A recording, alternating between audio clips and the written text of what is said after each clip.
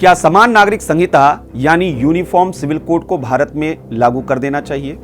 क्या समान नागरिक संहिता को आप जरूरी मानते हैं? क्या आप मानते हैं कि समान नागरिक संहिता लागू होने से धर्म के दुरुपयोग पर रोक लगेगी? क्या आपको लगता है कि अब सही समय आ गया है वन नेशन वन लॉ की व्यवस्था को लागू कर देने की? चलिए थोड़ा प्रश्न आपके लिए बदलता हूं। क्या आपको लगता है कि समान नागरिक संहिता लागू होने से आपकी धार्मिक आजादी छिन जाएगी?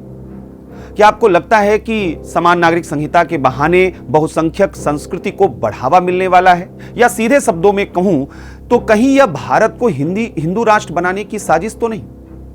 या क्या आपको लगता है कि समान नागरिक संहिता तो असल में बहाना है, सत्ता पर बस निशाना है? नमस्कार, स्वागत है आपका हमारे इस विशेष कार्यक्रम संवैधानिक मुद्दों में।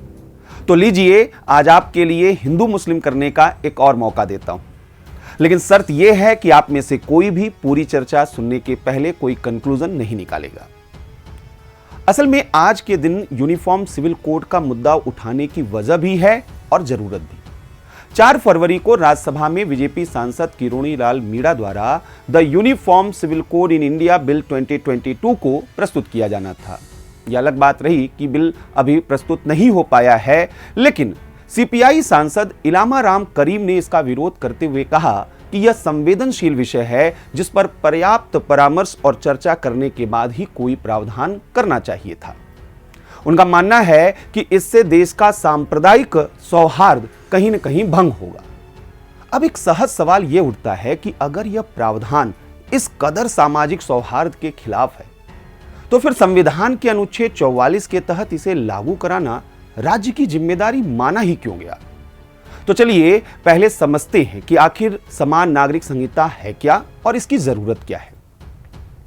संविधान के अनुच्छेद 44 के तहत यह प्रावधान किया गया है कि राज्य भारत के समस्त राज्य क्षेत्र में नागरिकों के लिए एक समान सिविल संहिता प्राप्त कराने का प्रयास करेगा। ध्यान दीजिएगा, यहां पर प्रयास करने की बात की गई है। लेकिन अब इस विषय पर हम चर्चा करें, इसके पहले यह तो जानना जरूरी है कि आखिर यह समान नागरिक संहिता होता क्या है।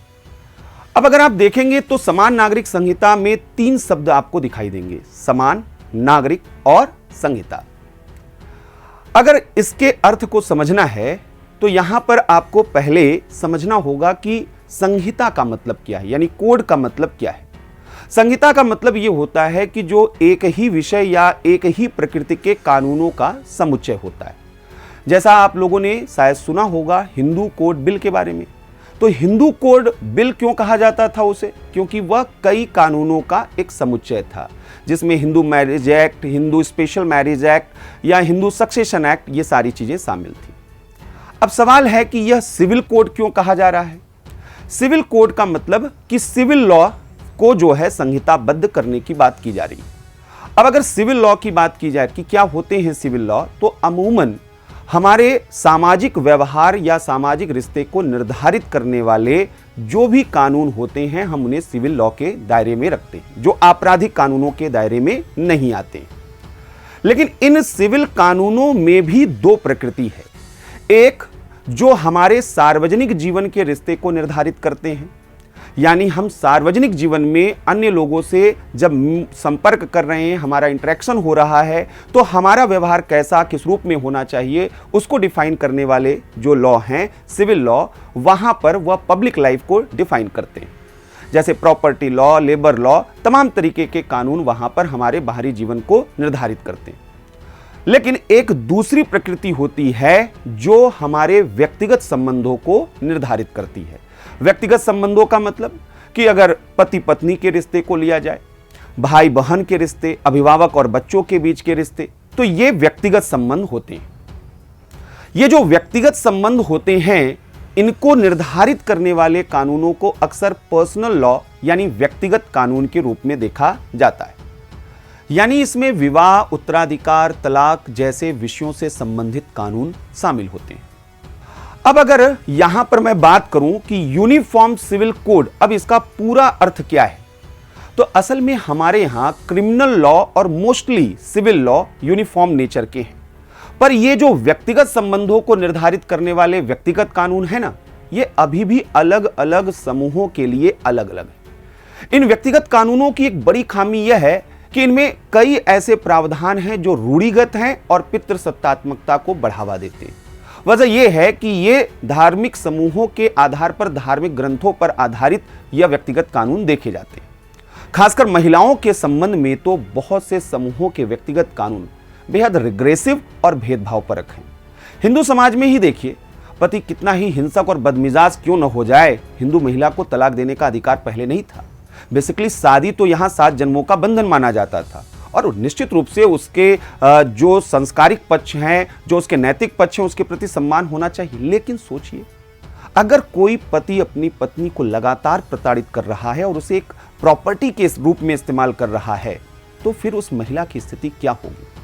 एक बार इस बंधन में आई तो अगले 7 जन्म तक केवल अपने पति को झेलना है। मुस्लिम पर्सनल लॉ की बात करें, वहां तो पति 4 शादियां कर सकता है, क्या पत्नी कर सकती है? यहां तलाक है, पर वह अधिकार भी व्यावहारिक रूप में मुस्लिम पुरुषों के लिए रिजर्व है। और यह मसला ऐसा नहीं कि केवल हिंदू मुस्लिम के लिए है, बल्कि अन्य धार्मिक समूहों में, चाहे वो पारसी समूह हो, चाहे वो ईसाई समूह हो, हर समूह की महिलाओं के लिए ऐसा है। इसलिए बिल्कुल सीधे शब्दों में बोलूं तो यूसीसी का मकसद इन्हीं व्यक्तिगत कानूनों का रेशनलाइजेशन और उनका डेमोक्रेटाइजेशन करना है।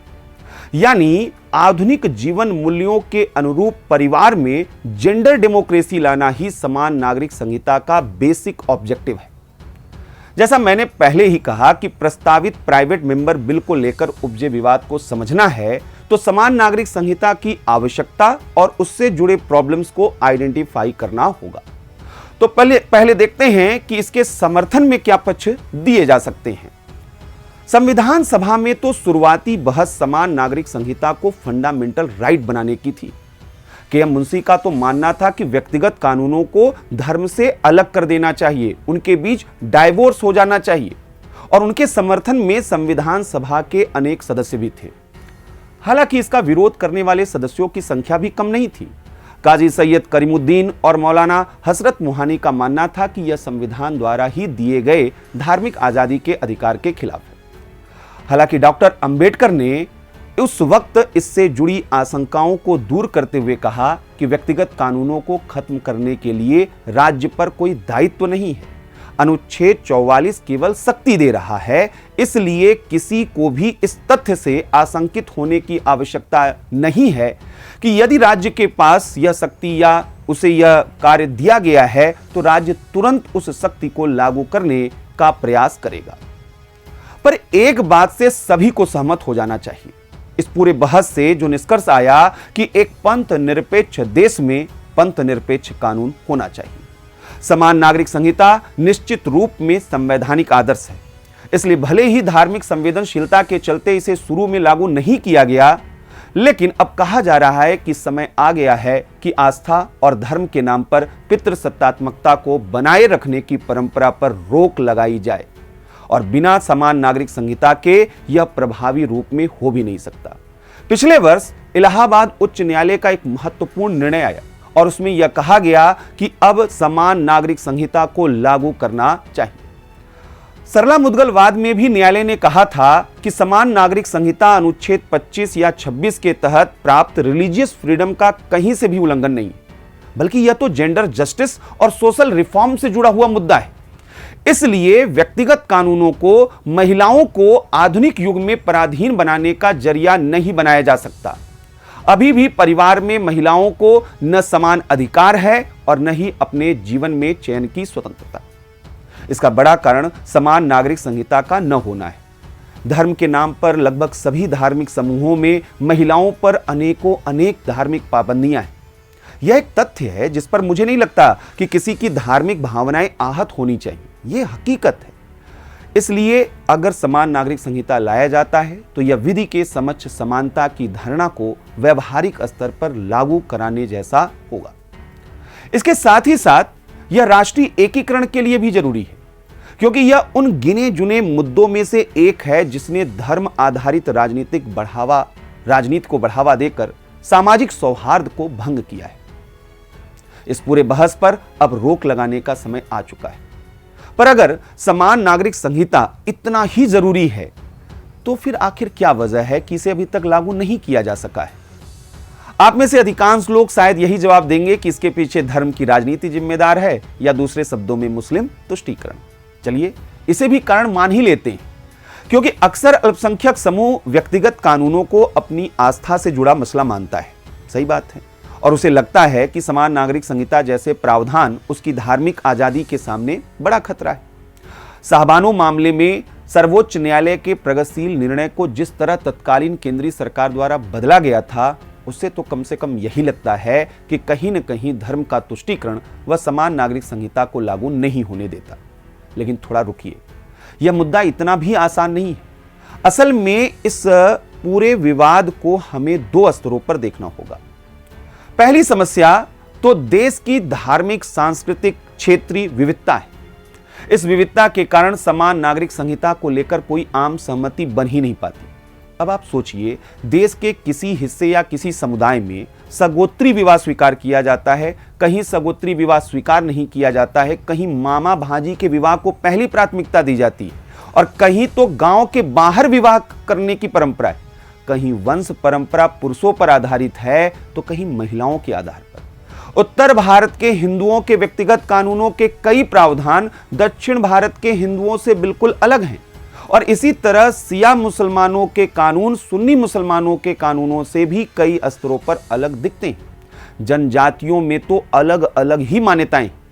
यही कारण है कि 2018 में विधि आयोग ने यहां तक कह दिया था कि आज की स्थिति में समान नागरिक संहिता न तो आवश्यक है और न ही वांछनीय। आयोग के तत्कालीन अध्यक्ष जस्टिस BS चौहान का मानना था कि सांस्कृतिक विविधता से इस हद तक समझौता नहीं किया जा सकता कि एक रूपता यानी यूनिफॉर्मिटी की हमारी इच्छा ही राष्ट्र की क्षेत्रीय अखंडता के लिए खतरा बन जाए। आखिर समान नागरिक संहिता के तहत समान व्यक्तिगत कानून किस रूप में निर्धारित किए जाएंगे? क्या इसको लेकर आप स्पष्ट हैं? आप कहते हैं कि समान नागरिक संहिता होना चाहिए, तो खुद से सवाल कीजिए कि क्या इसके प्रावधानों को लेकर आप क्लियर हैं? क्या इन सब को एक समान बनाना इतना आसान लगता है? इसलिए केवल हिंदू मुस्लिम चश्मे से देखना पहले तो बंद करिए। दूसरी समस्या जो यहां पर उल्लेख करना बहुत जरूरी है, अगर मैं आपसे पूछूं कि क्या अभी तक समान नागरिक संहिता के संबंध में कोई स्पष्ट रूपरेखा किसी भी सरकार ने प्रस्तुत की? जवाब है नहीं। इसके चलते समान नागरिक संहिता को लेकर एक अजीब सा भ्रम बना हुआ है। सब इसको लेकर मनचाही व्याख्या कर रहे हैं, पर यह अंधेरे में निशाना लगाने जैसा है। चलिए, अब प्राइवेट बिल आया है तो संभव है कि इस पर सार्थक बहस हो सकेगा, लेकिन बहुसंख्यक और अल्पसंख्यक तुष्टीकरण की राजनीति से बाहर निकले बिना शायद ही यह संभव हो पाए। फिलहाल समान नागरिक संहिता को लेकर एकमात्र राज्य गोवा ही है जहां समान नागरिक संहिता पहले से ही लागू है, लेकिन समवर्ती सूची का विषय होने के चलते यह केंद्र राज्य के बीच विवाद का भी विषय बना हुआ है, तो इसलिए इस पर राजनीतिक सहमति बनाना भी जरूरी है। अब सवाल यह है कि होना क्या चाहिए।